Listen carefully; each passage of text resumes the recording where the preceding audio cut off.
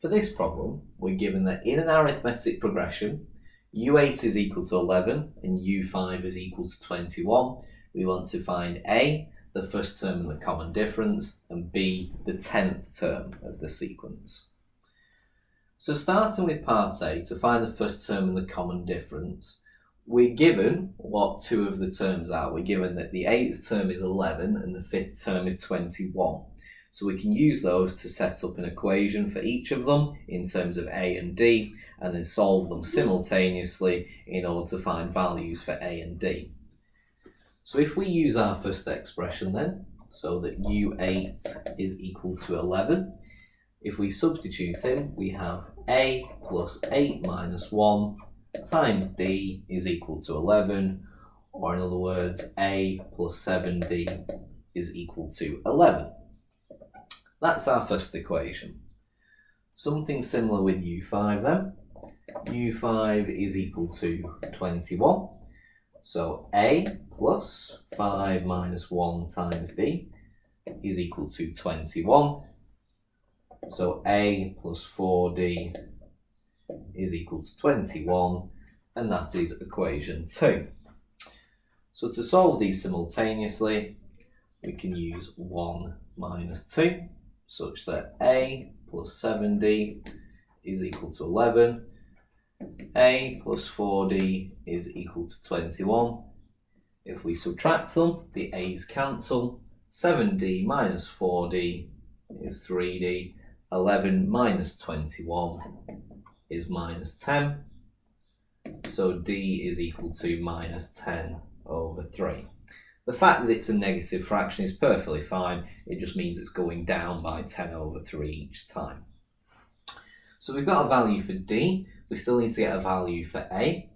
If we use the top equation, so using 1, we can say that A minus 70 over 3 is equal to 33 over 3. Just makes it a little bit easier if we convert the 11 into thirds. So A 70 plus 33 is 103 over 3. So that's our value for A, and we can use that then to state that our nth term is equal to 103 over 3 plus n minus 1 times minus 10 over 3. So un is equal to 103 over 3 minus 10 over 3n plus 10 over 3. So in other words, our nth term is equal to 113 over 3 minus 10 over 3n. Now, why have I done that? Well, first of all, we can use this as a check.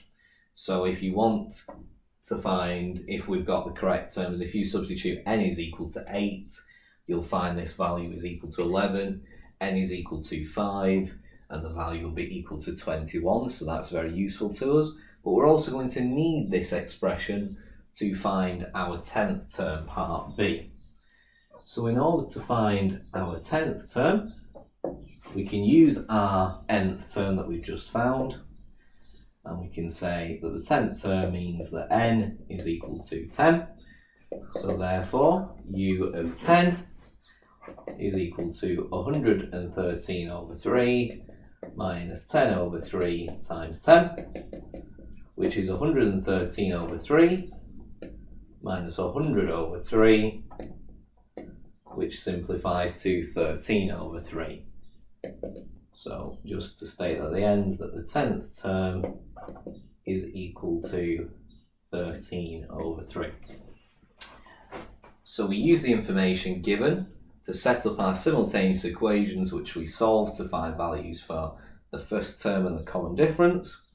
We use those to find an expression for the nth term, and then we use the expression for the nth term to find a value when n is equal to 10 to find a value for the 10th term.